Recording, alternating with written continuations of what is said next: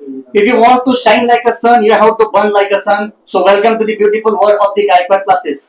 अशीच एक इन्स्पिरेशनल आणि प्रेरणादायी गोष्ट सांगण्यासाठी आपल्यासोबत आहे पवन इंदे, जो आपला रेग्युलर राहिलेला आहे.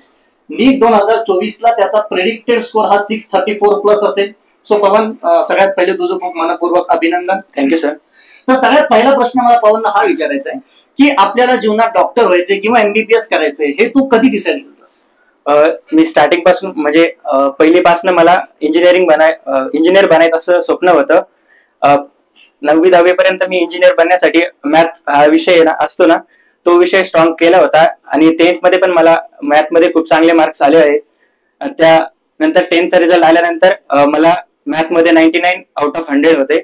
त्यामुळे मला इंजिनियर बनायचं असं वाटलं होतं. पण माझे अंकल जे की आपल्या संभाजीनगरमध्ये त्यांचं क्लिनिक आहे, त्यांनी माझ्या घरच्यांसोबत डिस्कशन केलं आणि त्यांनी सांगितलं की पुढचे 9-10 वर्ष जे आहेत ना, ते एमबीबीएस डॉक्टरचा स्कोप जास्त असेल असं त्यांनी सांगितलं. म्हणून माझ्या घरच्यांनी मला एमबीबीएस बनण्यासाठी प्रेरित केलं. पण मला माहित नव्हतं की एमबीबीएस बनण्यासाठी काय लागतं. तर त्यावेळेस मी युट्यूबवरती सर्च केलं. त्यावेळेस मला नीट ह्या एक्झाम बद्दल माहित झालं आणि नंतर नीट साठी काय काय लागतं ते पण माहित करून घेतलं. त्यानंतर मी 11th मध्ये पीसीबी ग्रुप हा सिलेक्ट करून गायकवाड क्लासेस मध्ये ऍडमिशन घेतलं. ओके, म्हणजे मॅथ्स मध्ये 99 मार्क्स असताना सुद्धा त्यांनी 11th ला पीसीबी हा ग्रुप निवडला. याच्यासाठी एक प्रचंड इच्छाशक्ती लागते. आणि पुढचा प्रश्न माझा असा राहील की जर महाराष्ट्रात एवढे क्लासेस असताना गायकवाड क्लासेसचीच निवड तू का केलीस? मी ज्यावेळेस 10th मध्ये होतो त्यावेळेस गायकवाड क्लासेसची टीम आमच्या शाळेमध्ये आली होती आणि त्यांनी आम्हाला गायकवाड क्लासेस बद्दल सांगितलं, त्यांचे फॅकल्टीज बद्दल सांगितलं आणि तिथले डाऊट सॉल्व्हिंग, टीचर्स वगैरे सगळ्या गोष्टींची आम्हाला त्यांनी माहिती दिली. त्यावर मी गायकवाड क्लासेस मध्ये ऍडमिशन घेतलं. ओके, नीट ही एक काही सोपी एक्झाम नसते. नीट साठी प्रचंड मेहनत लागते. ज्यावेळेस तू नीटची प्रिपरेशन करत होतास त्यावेळेस तुझी एक्झॅक्ट अभ्यासाची स्ट्रॅटेजी काय होती? मी पहिल्यांदा बायोमध्ये मी फक्त एनसीईआरटी रीड करायचो आणि जे क्लासमध्ये आपल्याला थोडं आउट ऑफ एनसीईआरटी पण शिकवता ते पण थोडंफार लर्न करायचो. आणि केमिस्ट्रीमध्ये मी थोडीफार एनसीईआरटी आणि क्लासमध्ये जेवढं शिकवतात ते करायचो.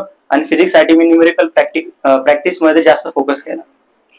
आणि ज्यावेळेस समजा आता नीट एक्झामला प्रिपरेशनसाठी खूप जास्त टेस्ट सिरीजची गरज असते, तू या पूर्ण 2 वर्षामध्ये रेग्युलर आणि 1 वर्ष रिपीटर याच्यात तू टेस्ट सिरीज कसं प्लॅन केली होतीस? ज्यावेळेस मी 11th-12th मध्ये होतो त्यावेळेस आमची 15 दिवसाला एक टेस्ट अशी व्हायची आणि नंतर 1 महिन्यानंतर ग्रँड टेस्ट असायची. त्यावेळेस सिलेबस मध्ये जे आपले रेग्युलर शिकवलं तेच राहायचं आणि ज्यावेळेस रिपीट मध्ये आलो त्यावेळेस वीकली टेस्ट राहायच्या. त्यामध्ये एका आठवड्यामध्ये झालेलं जेवढा पण सिलेबस आहे ते कव्हर करायचा आणि मग नेक्स्ट वीक मध्ये वेगळा आणि नंतर 15 दिवसाच्या गॅप नंतर ग्रँड टेस्ट असायची, त्यामध्ये होल सिलेबस राहायचा. आणि त्यामुळे मग आपलं जे पण रिव्हिजन करायचं बाकी आहे ते पण कव्हर होऊन जायचं. नीटची प्रिपरेशन करताना की आपल्याला एवढा स्कोर यायला पाहिजे, 650 यायला पाहिजे, 600 प्लसच यायला पाहिजे, असं काही तुझ्या पेरेंट्स सगळे दबाव तुझ्यावर होता? नाही, एवढं काही नव्हता. त्यांना फक्त एक चांगलं गव्हर्नमेंट कॉलेज भेटावं एवढीच अपेक्षा होती माझ्याकडून आणि ते आता भेटू शकतं मला माझ्या स्कोरवर. असं म्हणतात की ज्याला स्ट्रेस हँडल करता येतो तोच व्यवस्थित पद्धतीने सक्सेस उपभोगू शकतो. नीट ज्यावेळेस दुसऱ्या दिवशी होती त्या आदल्या दिवशी तुझ्या माइंड मध्ये काय चाललं होतं? नेमकं तुझी स्ट्रॅटेजी त्यावेळेस काय होती? नीटच्या 1 दिवस आधी मला थोडा ताण आला होता पेपर बद्दल, पण मी जास्त टेन्शन नाही घेतलं आणि थोडाफारच अभ्यास केला 1 दिवसा आधी आणि सकाळी उठून थोडेफार एक्झाम्पल रिवाइज केले आणि मग पेपरसाठी गेलो. ज्यावेळेस नीटची ही पूर्ण आता शेवटचे टप्प्यापर्यंत तुझ्या क्लासेसच्या किंवा तू जिथे कुठे जात असतील त्या शिक्षकांशी तुला कशी मदत झाली? आमच्या क्लासेसची गायकवाड क्लासेसची टीम म्हणजे टीचरची टीम खूप चांगली आहे. त्यांनी आपल्या रेग्युलर क्लासेसमध्ये पण खूप छान शिकवलं आणि नंतर डाऊट सेशन साठी वेगळा टायमिंग होता.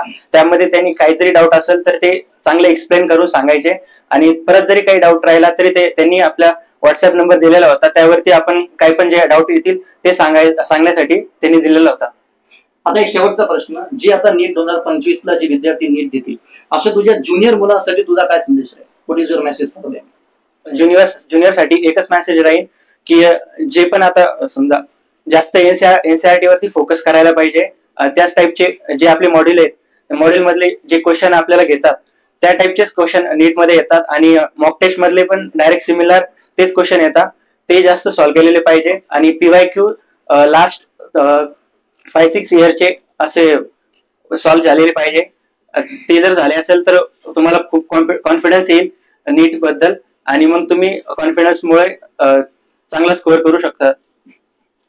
या पूर्ण याच्या पूर्ण जर्नीमधनं आपल्याला एकच गोष्ट शिकायला मिळते की मनावर जो स्ट्रेस असतो हा एकदम एक्स्ट्रीम लेवल असतो, पण तो कसा हँडल करायचा याच्यासाठी तुम्हाला प्युअर डेडिकेशन, तुमची प्रचंड इच्छाशक्ती, तुमच्या टीचर्सचं मार्गदर्शन, या सगळ्या गोष्टी एकत्र आल्यानंतर सक्सेस मिळू शकतं. हे आपल्याला पवन इंडियाच्या या स्टोरीवरून कळते.